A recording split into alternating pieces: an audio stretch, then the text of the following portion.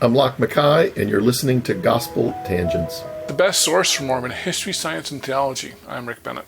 We're going to delve into current events. You've probably seen the latest image of Joseph Smith. I'm excited to have Apostle Lach MacKay from the Community of Christ.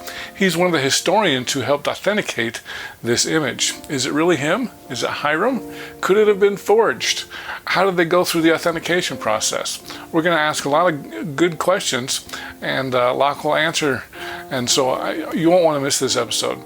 Of course, you probably also remember Under the Banner of Heaven. We're not going to talk about that, but we're going to talk about the RLDS version of the Lafferty brothers.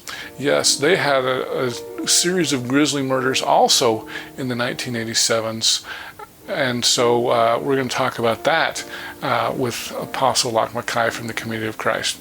You won't want to miss this episode. Check it out. Welcome to Gospel Tangents, everyone. I am really excited that I've got a Community of Christ apostle back on the show. Could you go ahead and tell us who you are? Yeah, my name is Lachlan MacKay, and I oversee the USA Northeast Field for Community of Christ, which is Michigan to Maine to Virginia, and also have functional assignments, which include Community of Christ Historic Sites and our church history team. Well, that's awesome. And so where are you currently? I am at home in Nauvoo, Illinois. And you've been there for a while. Yeah, I moved here in 2007, so I've been here for 15 years, and that followed 15 years in Kirtland, Ohio, and I was born and raised in eastern Jackson County, Missouri. Oh, wow, you've hit all the three main history sites, right? Yep. Well, that's exciting. I know me and Steve Pineacre, we came out there this summer with Paul DeBarth and his archaeological dig on the times and seasons, and we got a personalized tour of the Joseph Smith house, which was just fantastic. A lot of fun. So I really appreciate that. So for those of you who are LDS and you didn't see my first interview with Lach and John Hamer, go back and watch that. It's one of my top 5 interviews still. So we talked about the different. In fact, it was the difference between RLDS and LDS temple worship, and so you're kind of a celebrity here. Scary. But I know I've got a lot of new users or new subscribers here. So we're here to talk about this cool issue here with the John Whitmer Historical Journal. You were one of the people who helped identify that this really is Joseph Smith, or at least, I guess we can't be 100% sure, but I heard an interview where you said you weren't so sure when you first saw this. Tell us about the discovery of this and why you weren't quite so sure if that was Joseph Smith. My uncle Dan Lars found this object among items given to him by my grandma in 92. He was also given a watch at the time, Joseph III's pocket watch, III with his monogram on it. He thought this object was also a watch that he couldn't. So he put these items away, found them 28 years later. This time was to get the watch locket open, and it wasn't a turn watch, but a locket. So there was a daguerreotype inside. He gave me a photograph of the daguerreotype. I looked and I said to myself, I don't think that's Joseph. But with Dan's permission, I reached out to Ron, who I've worked for decades on Smith family visual materials and daguerreotypes.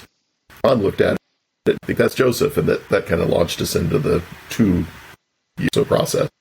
Oh, wow. Well, very cool. So you said Ron was pretty sure right off the bat, is that right? Ron is much more visually oriented than I am, so he was. It's set in the locket slightly off center, so not quite straight up and down, and that threw me a little bit on some of the things I would typically look for, trying to identify, I think, as Joseph. Huh, well, very cool. So, I know there's been a lot of people on the internet, especially when this first came out, people were like, that's not Joseph, that's Hyrum, or that's Samuel. Hyrum was the most common, but could it have been a different Smith brother or even just a complete stranger? Well, sure, it could be. I don't think it is. In both images of Hyrum done during that I know of, probably a few more, He has major sideburns. All 19th century images of Hyrum show those sideburns. People, I think, were caught up in which in the death mask of Hyrum was broken off and replaced. So I wonder if we're actually seeing Hyrum's chin. They're already doing kind of facial recognition stuff with Hyrum's death mask and the Smith-Larsen daguerreotype, and it's not a mask. It's not Hyrum. It's sure it could be somebody else, but it matches really well with the death mask and with the oil portrait, and it doesn't make a lot of sense to me that people like Emma J., Joseph and Emma's oldest grandchild, Joseph III's oldest child, would be wearing a photograph on her breast for 35 years of somebody she never met and never knew, is not related to. You know, people have said it must be Mads Madison, her aunt, the stepmother's ancestor. People have said it must be Hyrum. Again, uncle, of course, she never met Joseph Smith Jr., but felt some significant connection to him, and carrying his name as well as Emma. So I think, history is about probabilities, and it really, for me, is pretty convincing that this is Joseph. Well, very good. Can you tell us how you would go about even trying to identify, is this Joseph Smith or is it someone else? What were the procedures you went through? So we were hoping for an easy solution, which was to take the watch apart and discover Joseph Smith's name inside, or even a maker's mark on the that was difficult to do, though, because it was in the height of the pandemic shutdown, and nobody wanted to meet with us. Nobody was in their office to answer their phones. But finally, we were able to connect with somebody with the experts who also had connections to somebody with the ability to take apart, a miniaturist who could take apart the object without damage. And under Dan's watchful care, they got it apart. No names, no dates, no maker's marks. That was our first strategy. We also then started thinking about facial recognition software. Of course, that best there are photographs of a person and you're comparing a potential image to them. That's the case here. So we have to use two pieces of art, a death man and an 1840 oil portrait. So that's an objective approach. So did some subjective things like a really talented forensics artist who did overlays and 50 cutouts and feature tracing and etc. And then there's the nut. So could we find written references to it? Joseph III says on a number of occasions that his father had a type by, he thinks, Lucian Foster. He gets used with oil portrait, a daguerreotype of the oil portrait at times. So that was pretty to untangle. And then we started finding photographs of women wearing what certainly looked like the locket. So Provenance, objective approach, subjective analysis, documentary sources. Very good. So you did say that there were two daguerreotypes. One was of the painting and one was of Joseph, and those were kind of hard to disentangle what the written records, which was which? Yeah, so it's not when Joseph is referencing a daguerreotype of his father, it is clear that he at times is talking about a daguerreotype of the oil portrait, but he doesn't know that. It's hard to believe, but even today, people are finding photographs of the oil portrait in several forms, an 1879 Carson image and an 1885 Carter image. They believe that they're photographs from life. They're not. Joseph III had the same difficulty, and we talk about in the paper why that might be. Daguerreotypes are surprisingly lifelike because of the way they appear and disappear as an image. They're also reversed, so that it, just like the painting, which is reversed. Joseph III has vision issues. He eventually is completely blind. I don't think that's the case. He is initially talking about it, but 4 years of his life, definitely completely. Okay. Well, very good. So I know another piece of the puzzle was, because I guess you basically had three evidences. You had this locket, you had the painting, the Maudsley painting that everybody's familiar with, and you had the death mask. Talk about what are the differences between the death mask and the Maudsley painting first. Yeah, so it's not a Maudsley painting. There are Maudsley paintings, but the one focusing on David Rogers' painting, Maudsley and Rogers from New York City, the front views. Now, people get really confused the fact that there's David Rogers, a portrait painter, church member from New York City, who comes to Knob in September of 42. Joseph records sitting for him for 5 days. Rogers goes home, eventually becomes a Strangite, and lives out in the state. He gets confused with Dwight Rogers, who's a member. He writes, he marries, he put together a hymnal, he goes west. So people confuse those two. The portrait we're talking about is David Rogers, New York City. You compare it to the death mask, there are many similarities, but some difference. The portrait, the nose is longer, and we knew that again, that's going to be the case because other people had already compared the portrait to the mask. So we knew that if the daguerreotype was Joseph, then it would match with the portrait, and sure enough, it did a little off. So the portrait painted nose is longer, mouths a little smaller, made hair straighter, made skin whiter and smoother, so you look younger. It was an attempt apparently to make like you had never worked a day in your life. And when you look at Emma's portrait compared to 1845 daguerreotype, you see the same change made. And one of the next steps is to track down other David Rogers portraits and then other photographs of those people and see if the same are being made, and I'm pretty confident they are.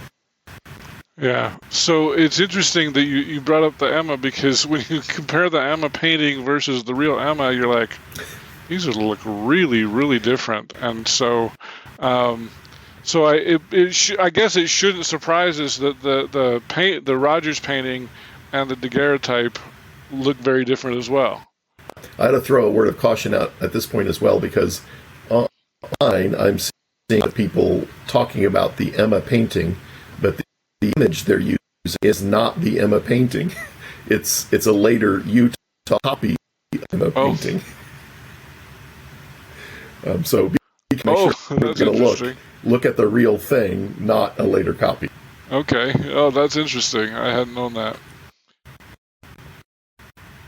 Let's talk a little bit about provenance. I think that's probably the hardest thing to do. The first thought that came into my mind, because this was first discovered in 1992, right? We don't have anything really further back than 1992, and that's kind of the Mark Hoffman era, and there's still Hoffman forgeries are still coming up. There's a Emily Dickinson poem that was sold in the 1990s that was a Hoffman forgery. Brent Ashworth mentioned that on my previous interview. Is there any way that we can know the provenance before 1992, or is that just where we are and we're going to have to be? So even though the object was first in 1992, he didn't open it then. I don't know if we knew that it was 92 or not. Right. The watch locket, yes. The daguerreotype, he didn't realize what it was until 2020. So there might be references to it. I think there probably are. Joseph III, he talks about Joseph, his dad, a daguerreotype to Julia, Joseph III's portrait. But I think he's likely confusing the two, because it just doesn't make a lot of sense to me that Joseph would give his daughter a daguerreotype of the portrait when he could give her instead a daguerreotype of himself. And a daguerreotype in a locket is exactly the kind of thing that you would give to your wife or your daughter. They were wildly popular. They were viral at the time. And you would give them to loved ones to remember you by.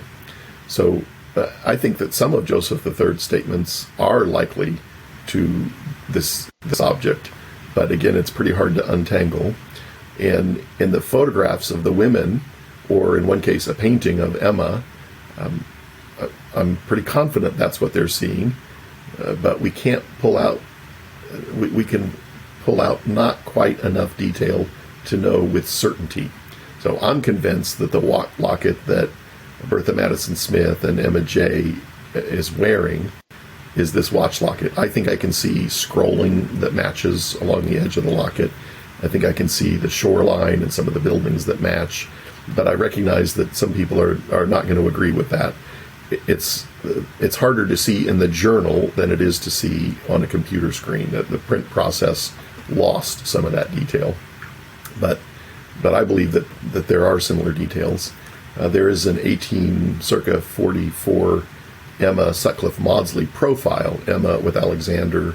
It's plate 18 in Stephen Buell's book on Sutcliffe Maudsley, and she is wearing what is either a watch or a watch locket in the pocket of her dress on a ribbon around her neck. And it's interesting to me that she would pick that object to feature in a painting. So I think it shows up, but I wish we had better sources, and we're still working on that. Yeah. Well, definitely. Because I think Artis Partial. Do you know Artis? I do, yeah. Yeah, she's a wonderful historian and genealogist in her own right, kind of very talented amateur. But that's been her biggest thing is provenance, and there are pictures of lockets, and you mentioned that several times in the journal article. But the idea, she's like, well, it could be any round object, sure. and so that's her biggest thing. Not that it is or isn't Joseph. It's just we can't be sure. And I know maybe you could talk about this with the whole Hoffman saga. The LDS Church got burned pretty hard on that, and so they're a little bit more cautious on saying that this absolutely is Joseph. I mean, is it the same way? Because you guys got burned too by Mark Hoffman, just as bad as the LDS Church. Yeah. Let me start by saying I'm a big fan of Artis. I love her work. And I appreciate the questions she's asked. I think they're helpful in moving the process forward. The Church of Jesus Christ had an opportunity to examine the object for several months relatively early in the process. And they also concluded it's consistent with the mid-1840s. So it's tempting to talk about Hoffman, but I don't think there's any evidence that this is any kind of forgery. I mean, what it could be is not Joseph, but I don't think there's any. I've not seen any suggestion from somebody who's examined it that it is not an 1840s object. Having said that, I appreciate that the Church of Jesus Christ is very careful because of their experience with Hoffman. My sense is that because church leaders came out so strongly in support of some of those documents that turned out to be forgeries, that was pretty difficult for some members and caused consternation among some. So I understand the very cautious approach. Community Price, for other reasons, doesn't take positions on historical matters. We leave that to the historians. Not because of Hoffman, but because we think that's the way you do good history, and that historical positions, our interpretations change with new information. So the church will not take a position on is it or is it not, but members of our historical community, including our church historians, are welcome to take positions, and I believe that all believe it is.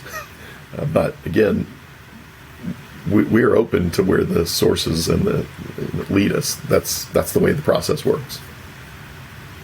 Well, and to go in the Hoffman direction a little bit, is this something that could be replicated in the current day? Could a person such as Mark Hoffman create a daguerreotype? Mark was notorious for tearing out pages out of old Bibles at the BYU, Utah State libraries, so that when you did carbon dating, it matched to the time period. Like, he was amazing at how well he could do that sort of stuff. He got caught when the ink and the the aging process caused the ink to crack, and that's kind of what did him in. But I guess my question is there somebody who, very talented, that could create a daguerreotype today, put it on 19th century paper, and make such a forgery? Are you aware of anything like that? I think that, so daguerreotypes aren't on paper, they're on metal plates. But there are people making daguerreotypes today. So I would guess that somebody could do that, and then would have to figure out how to artificially age it and get it sealed up in an 1840s locket. So I don't know anybody with that expertise, but there might well be somebody out there. But I guess I just, in this case, I don't know why my grandmother would have been involved in that. And Dan, I love him dearly, but does not know. He didn't know how to say daguerreotype when he found this object. But then again, a lot of people I'm hearing talk about it online don't know how to say it either, and I'm not sure I always say it right. So, and that brings up another thing. So, because you are related to Joseph Smith, tell us how. So I'd be a great-great-great-grandson through Joseph III, Joseph and Emma's oldest surviving son. He's widowed twice, married 3 times, having kids in his 70s. One of those sons, the oldest surviving son, is Frederick Madison Smith. He has 2 daughters. Lois Smith Larson is one of them. That is my Uncle Dan's mother, my grandmother. My mom was the only girl in the family. Okay. And so, because I love that you've got ties to David MacKay, to Joseph Smith. Hundreds of years back in Scotland, but not close. And then, so Dan Larson, the son of, what was your grandmother? Lois. And then there's a Dean Larson he was the president of the Remnant Church of Jesus Christ of Latter-day Saints. Oh, Fred. Independence. Fred. Oh, that was Fred. Yeah. So, how are Fred and Dan related? Fred and Dan are brothers. Fred was my uncle. Okay, so Fred's your uncle. Fred was the prophet until just a few years ago when he was in his 90s when he passed. I know they kind of had a secession crisis after that. That was kind of interesting. I've been trying to get Jim Van Cannon back on. Yeah. I haven't been able to work that out yet. But so there's all these different ties. And so... And Dan, of course, is a member of the Church of Jesus Christ. Now. Yes. But wasn't he a member of the Community of Christ before? Is that right? Well, he would have been raised RLDS. I don't believe he was active for decades. But okay. Yeah, so probably never active in after the name change. But yes. Okay. So Dan's mother died in 1992, and that's when it became in his possession? Just before her death, yeah. And an important point is that his family, my grandmother and her husband, who was Danish, Ed Larson, and all their kids lived on Fred M's farm. So when Fred M died, the farm passed to grandmother, as did many of his personal effects. So I'm guessing that it passed during that transition without my grandmother even realizing it, that it was just among his personal effects. I don't know that, but I think that's one potential path. Okay. Yeah. So it sounds like it has been in the Smith family through Fred M. Smith, who was the son of Joseph Smith III, since 1840, whenever this was made. Does that sound right? I think so. Now, I'm not positive that it went from Emma J., who's the one seen wearing it for 35 or so years, to Fred or her father Joseph III or my grandmother Lois. It's possible that it went to another Smith woman, like maybe Inez Smith Davis or maybe Audentia Smith Anderson, prominent Smith women in other family lines, and then made its way to grandmother. I just don't know for sure. Okay. Okay. So, what has been the reception since it's been out for a month or two now, right? I think it's only been a few weeks. It seems like forever. Yeah. I feel like I'm slow on the bandwagon here, talking to you so late here. But yeah. So the reception, as we expected, was initially, it's Joseph or it's not Joseph, based on nothing but gut feeling. Depending on how strongly you were imprinted on the oil portrait, which is what most people are imprinted on now. But as people had a chance to start reading the journal article, then I think the discussion got significantly more interesting, with people either convinced or asking good questions, and suggesting what they thought were problems. And that's been, I think, a lot of fun to try and track down some of those things.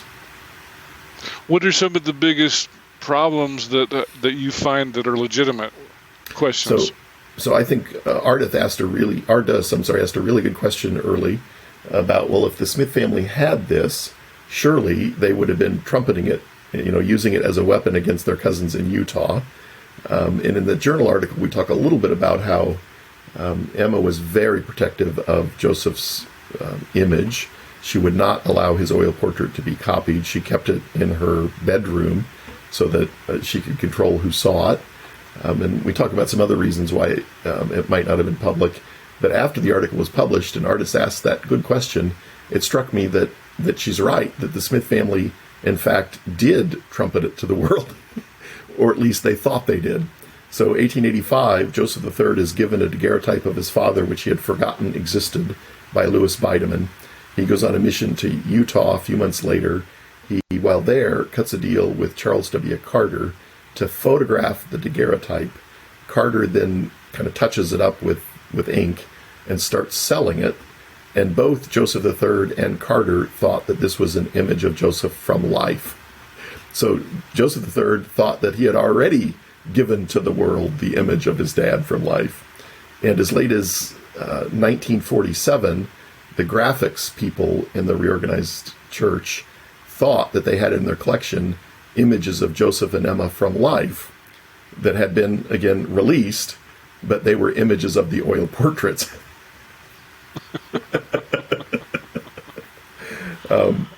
So Ardus is right that had they had these things, they would have talked about it, and it turns out they did. They just were mistaken on what the image was. So I guess it doesn't make sense to me that they would say, aha, here's a second image. And in fact, I wouldn't be surprised if they didn't think it was one and the same, because unless you have them right next to each other, I'm not sure you would pick out the differences, especially if they're scattered in the family. And can you talk a little bit about how you use facial recognition software to compare the death mask to the daguerreotype? Yeah. Talk about that process. So one of, I think, our strengths is we understand our weaknesses. So we understand what we don't know. And so we fairly quickly started trying to track down a facial recognition company who would have the expertise to do this. Again, it was very difficult because everybody shut down during the pandemic, but also because facial recognition software, the money is not in one-off daguerreotypes. It's in Defense Department contracts and law enforcement. So these are huge companies that would not even return our calls or our emails. But we finally found one in New Hampshire that had the expertise and the willingness to take this project on. And so it's called Animetrics. And so they guided me to make sure that I got the images that they could use. Had to send in multiple photographs. For example, I was trying to photograph the death mask. I have a copy at home that somebody gave me years ago. And so to make sure that it was a usable image for them, I had to take the image multiple times to get one that would work. It was easier to get a copy of the oil portrait, of course. So we got them the materials they needed. They ran them, and they came back saying that 19 of 21 points were a match, which is a moderate match.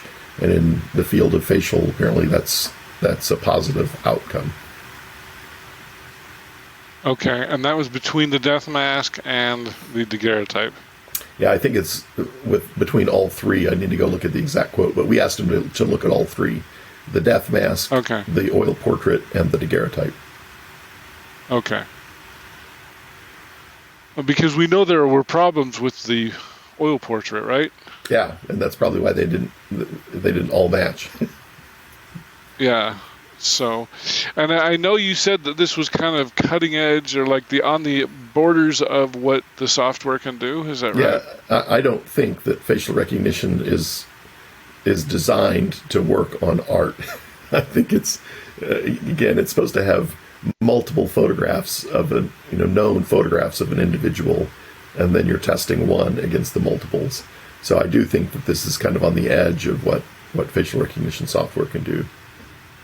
Well, and I know that there's been a lot of, in the news especially, they train the software on white faces, and then when they get black faces or Hispanic faces or non-white faces, I'll just say it that way, it doesn't work as well. Yep. Well, I mean, because I guess the question is, how reliable is this software? You said it was a moderate match. So, I mean, is there a reasonable doubt, we'll use that logic, that the software got it wrong, that it could be somebody else? So I think without question it could be somebody else. And here's how we know that. People have doppelgangers. So online, somebody fed into software the portraits of Joseph and then searched online for matches. And not surprisingly, somebody popped up. Well, that doesn't mean in any way, shape, or form it's Joseph. It just means that their facial structure is similar to Joseph's. And I'm sure you've experienced in your life running into people who look exactly like people you know. So yeah, that can happen. So the facial recognition is one piece of the puzzle. It's not the key. But I also think that people are already running on their own. I've seen it online without permission. They're running their own analysis, and I have seen. Surely somebody has said it's not a match, but I'm not talking about people who just look at it. I'm talking about people who have some expertise and are running to see if it's a match. I don't think I've seen any that are saying it's not a match. Surely there's some out there, but this is something that will be repeated with people doing it on their own. Mm-hmm. Have there been any other questions or objections that you thought were valid? I think there's some good questions about the shape of the lip, the top lip, compared to the death mask and the dag. And I think we need to keep looking at that. I don't want to say that other questions are not valid. I just think that's the best question I've run across, I think, so far. There were some early questions about whether or not Foster, the likely daguerreotypist, had equipment in town. I think that they're not based on any source that we can find to this point.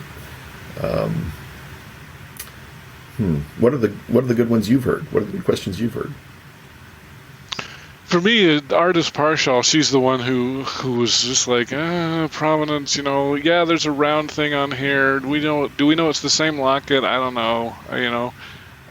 To me, that's been the biggest ones. And then, there's all the. I think you've answered quite well. It's probably not Hyrum because of the sideburns, right? And there's also people that are doing facial analysis that are discovering it's not Hyrum. I would agree that Artist has been the most thoughtful that I've run across so far. Right. There is a few images of Hyrum that show a big, I'm not sure if it's a mole. Have you seen some of those? I have not. So I'm trying to find sources on that. I don't see it in the death mask, but it cuts off at some point. So that might be helpful if we can establish that. Right. Complicating things. Oh, go ahead. Go ahead. I was just going to say complicating things with the mouth. Andrew Ehat just mentioned that we know Joseph had at least a chipped tooth from Hyrum when he's tarred and feathered. I'm not sure yet, will that change the shape of the lip? But then he had it repaired by Alexander Neibauer. I never say that right.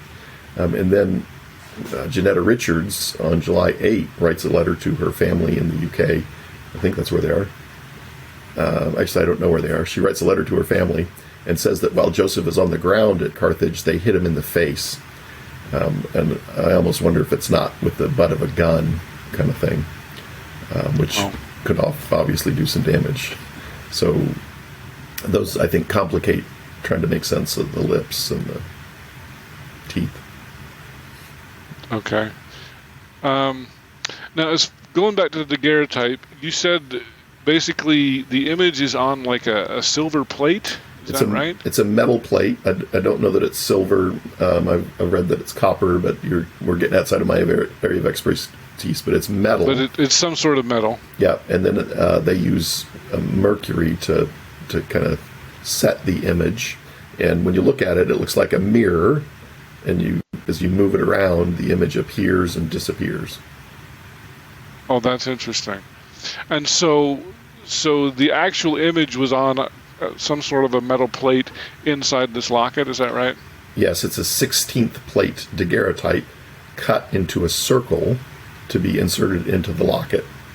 And I found in the 1990s what appears to be the first photograph of Lucy Mack Smith. It's a carte de visite, a little card photograph on paper, but it's of an earlier photograph. We thought it was a button at the time. We now realize it's a photograph of another Daguerrean locket insert, but not in the locket. And based on a painting of Lucy hanging in the Nauvoo Temple by December of 46, we believe that suggests that this technology is in Nauvoo, being used by the Smith family by the mid-1840s. So yet another piece of evidence that supports the likelihood that this is Joseph. Okay, so this photo was likely taken between 1840 and 1844, because that's when he died. It couldn't have been taken any later than that. Yeah, based on Grant Romer, who's, if not the world's expert, one of the world's experts on archaic imaging, he thinks that the image dates to 1843 or later. And the best candidate to have taken it is Lucian Foster, who is in Nauvoo, arrives in Nauvoo April 27 of 44. And he's here for maybe 5 weeks, maybe 4 weeks before he heads out on a mission, a campaign mission. Well, probably 5. So there's probably 5 or 6 weeks where Lucian Foster could have taken it. Okay, so he's the most likely photographer. Yeah. There's no way to carbon date metals, right? I don't know the answer to that. There was I'm pretty sure that's correct. There might be some ways to do something like that, but the daguerreotype expert who looked at it for us when disassembled believed, based on the back of the plate, that it was consistent with the mid-1840s. It would have been really helpful to have a maker's mark, but I'm sure if there was one, it got trimmed off when they cut it into a circle. Right. Because these images are just tiny, right? Like this one is at 1.5 inches. The locket is 1.5 inches. Now, slightly complicating things, people took daguerreotypes of daguerreotypes and repeated the process. So it's possible to have an image on an 1850s plate. I'm not suggesting this is, but it would be possible to have an image on an 1850s plate that is that originates in the 1840s, if that makes sense. Okay, yeah, that does. Yeah, just trying to remember if there's any other questions to ask. I have other questions for you, but is there anything else on the locket that we should bring up? I just think it's fun that they are advertising in The Prophet, a church newspaper in New York City, in May of 44. There are 2 daguerreotypists advertising their services, their lessons, their equipment, their supplies, and one of them in the church newspaper advertising Daguerrean lockets. So it's consistent. These things were available. Did they ever make larger images? They did. Was that just too expensive? Yeah, no, they did make larger ones, and most of them, and I think another reason this one got overlooked is most daguerreotypes are in rectangular cases that you open up. So they're, I'm going to guess, 3 by 5. I haven't measured one, so, but they're, right. There is a subset of Daguerrean jewelry, but most people don't think about that. They're focused on the cases. And that's certainly what I was focused on, growing up in the family, especially once I started getting interested in daguerreotypes in the 1990s. I thought there was one in the family of Joseph, but I always assumed it would be in one of those cases, not in a small piece of jewelry. Very cool. All right, anything else before we move on to something else here on the photograph? I think I'm good. Okay. So the other thing that I wanted to talk to you about, when you came out here, of course, Under the Banner of Heaven has been well talked about here in Utah for sure. You guys have your own kind of Under the Banner of Heaven murder mystery. Yeah, there's no mystery. So could you tell us a little bit about that? It's not much of a mystery, I guess. But yeah, it is tragic. So a man by the name of Jeff Lundgren, who in the 1980s objected to things like women in the priesthood, was from a traditional RLDS family, decided that he somehow could set the church in order single-handedly. And he ended up moving to Kirtland, Ohio. He was from the Independence, Missouri area. Moved to Kirtland, Ohio with his family to volunteer at Kirtland Temple. He ended up developing a small cult following. Ended up in conflict with the then stake president, Dale Luffman. Some of your listeners might know Dale from his book on the Book of Mormon, Mormon's witness to its first readers. But Jeff ended up being removed from his volunteer position at the Kirtland Temple and removed from his role in teaching Book of Mormon Sunday school classes in the local congregation.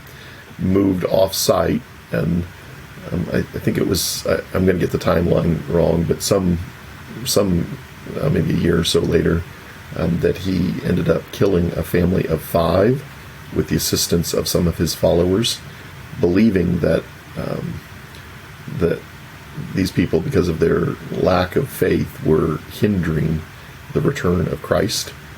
So Jeff was expecting these Christ were members of his own group, right? These were members of his own group, but they were not living on the farm. The hardcore believers were living on a farm about 4 miles from the temple with Jeff and his family. These people were not living on the farm, but Jeff and his followers, so he had the help of 4 or 5 of the adult men who shot and buried this family. Just horrific. And the morning after they did it, 20 plus police officers descended on the farm searching for illegal guns. He didn't find any and ended up leaving. And that spooked, of course, Jeff and his followers, who were planning on moving into the wilderness anyway, but they hurriedly left home. And then the community soon started coming apart. Jeff started sleeping with the wives of some of the men, taking them, at least one of them, his own wife, even though he was already married. And not surprisingly, they took exception to that. One of them went to the police, and the thing came apart, and they tracked Jeff and his family down in San Diego, and he was later executed in Ohio. Yeah, and I know I've talked to Bill Russell. He'll be coming up right after your interview. Bill's a lawyer, and he also taught at Graceland, but he tried to help defend Jeff from the death penalty. Yeah, that was hard. I was at Kirtland Temple for 15 years, and people would ask me about Jeff, and I would explain that if anybody, in my opinion, deserved the death penalty, it's Jeff. But I don't know if anybody deserves the death penalty. But what a horrific act he committed. Just tragic and heartbreaking. Yeah, definitely. It seems like, because you actually gave, we don't give Sunday school lessons about Under the Banner of Heaven, but you kind of did here in Salt Lake. And you mentioned, I can't remember if there was one or two books, and one of them had Blood Atonement in the name, I thought, or something like that. Yeah, so... Remember what the name of the book was? Yeah, it's A Prophet of Death, The Mormon Blood Atonement Murders, or something like that. It's by Pete Early. So, as you well know, that when people outside of the Latter-day Saint movement write about us, they have very little time getting things straight. but Pete did a decent job, but the Blood Atonement part, that was never part of the reorganization. So I'm not quite sure. Blood Atonement was never part, yeah. Yeah, I'm not sure how that worked its way into the book. Yeah. Because that was my question, were these Blood Atonement killings, or it sounded like he just wanted these people to go away and kill them, right? Isn't that right? He did think that their lack of faithfulness was hindering Christ's return. So I don't think that sounds like Blood Atonement. But wasn't he more using this as the story of Laban, better that one person should perish than a whole congregation? Probably. He's a huge Book of Mormon fan. Although it was going to be 10 of his followers that were going to perish. He also had a plan to take over the Kirtland temple and do in church leaders in the area. But the police showed up to talk with him. Actually, one of his followers turned him in to the FBI in Buffalo, and the FBI didn't take it seriously, apparently. But the local Kirtland police chief did, and when he showed up on the front, that scared Jeff, so he didn't carry that out. Oh, okay. And remind me the name of the family that was killed? Avery's, Dennis and Cheryl Avery, and their 3 girls. Yeah, and so they were the only ones that were killed, and they were buried on the farm. They were buried on the farm, yeah, in a mass grave. Such a terrible story. Because it seems like Bill had mentioned that Jeff's...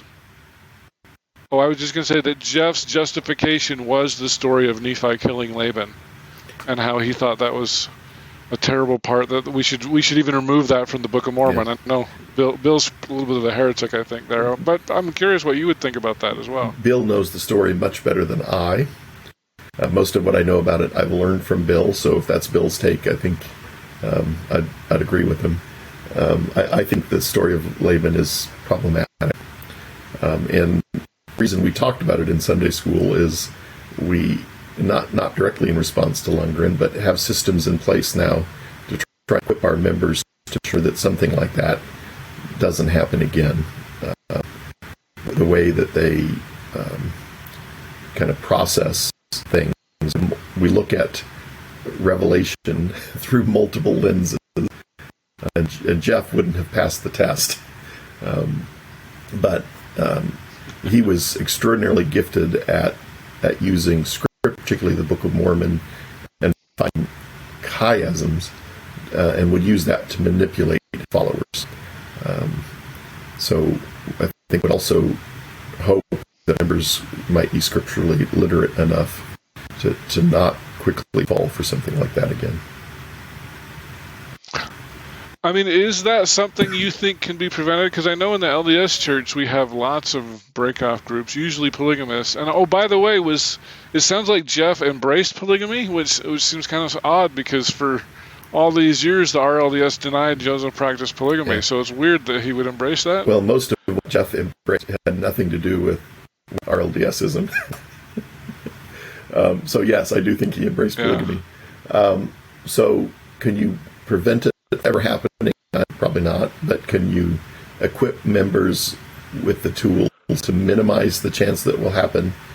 I think so, and at least feel like we need to try. So the Temple Lot Church had a mentally ill member that burned down the church. So I think these are the kinds of things that happen in every congregation. I love that you guys are trying to prevent this, because this is the kind of thing. LDS has a lot of breakoffs, but I guess you guys kind of do too with the restoration branches. But can you talk a little bit more about the Temple Lot fire in about 1990? Yeah, I was pretty young at the time, but I believe that the young person was joining maybe multiple congregations with the idea that he could reunite them. And I do not, and I know that he's mentally unwell, but beyond that, I don't think I can remember the details.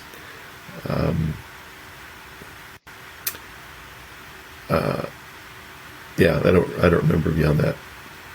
Okay. Well, I love that you guys are at least trying to minimize the damage that these sorts of people can do. What advice do you have for us to try to minimize that damage? Well, I don't know that I feel comfortable giving advice to you on that, but let me say that I do think that because we believe in continuing revelation, we are more vulnerable to those kinds of people. And I think by simply recognizing that, that's an important first step that allows us to be a little more cautious when somebody stands up and says, God told me to fill in the blank. Yeah.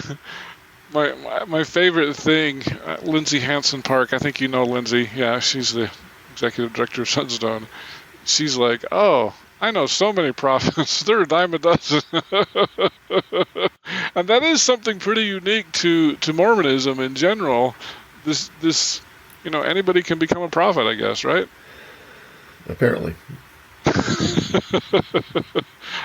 I'm reminded that Steve Shields said that every prophet is a self-proclaimed prophet, even Joseph Smith. So, yeah, I love that you guys are trying to do that. I think we probably should worry about those extremists a little bit more too. So, all right. Well, is there anything else we need to talk about, Lach? Well, certainly, but I don't know what it is. I will just add one more memory. Something that you said. Hopefully, this is okay, and if it's not, I'll cut it out. But when you were showing me and Steve the graves for Emma, Joseph, and Hyrum, because they're right next to each other, I think you said that they think they got Hyrum and Joseph mixed up when they buried them. Is that right? Yeah, Ron Romig and I, as well as Henry Inouye, said that probably in the 1990s, and we've had some pushback, but I'm pretty confident that they misidentified them. Yeah. They identified Hyrum based on a bullet hole, but what they thought was the bullet hole was on the wrong side of the nose. And the other set of remains, and I apologize, this is a little graphic, but nothing survived from the chin to the eyebrow ridge. We concluded that was likely damage from the impact of the musket ball. So I believe that we have Hyrum in the middle marked as Joseph, Joseph on one side marked as Hyrum, and Emma on the other side next to Hyrum. But Emma and Hyrum were dear friends. I'm sure they're okay with it. So Emma got over it when Hyrum brought the polygamy revelation and supposedly threw it in the fire? I think those are two different events. I think the throwing in the fire is later versus what she did immediately. But what Hyrum said is, I've never had a worse talking to in all my life. And there's some confusion about whether it's Emma putting it in the fire or Joseph putting it in the fire at Emma's request, or, complicated like so much of our story. All right. Well, yeah, that was a fun little story. I remember wanted to share us there. So, all right. Well, I've run out of questions. I don't know what else we can ask about the Joseph Smith daguerreotype, and I do have an upcoming interview with Bill Russell, so we can talk a little bit more about Jeff Lundgren too. So, great. But just want to thank you once again, Lach MacKay, for being here on Gospel Tangents. Great to be with you, Rick. Appreciate it. Thanks. I hope you enjoyed our conversation with Apostle Lach MacKay. Lach, thank you so much for sitting down with me and talking about the Joseph Smith photo as well as the Lundgren murder. So For those of you who are interested to know a little bit more, our next guest, Bill Russell, who's a former professor at Graceland University, and he was on the defense team for Jeff Lundgren. So we're going to talk about him and also a famous athlete that you may have heard of that attended Graceland. Were you at Graceland when Bruce Jenner was there? Yeah, he was a friend of mine because we both talked about track, you know. No way. Yeah. Mm-hmm. Did you coach him at all? No. He had LD while I didn't coaching him. Okay. Yeah, but I did tell him, be sure and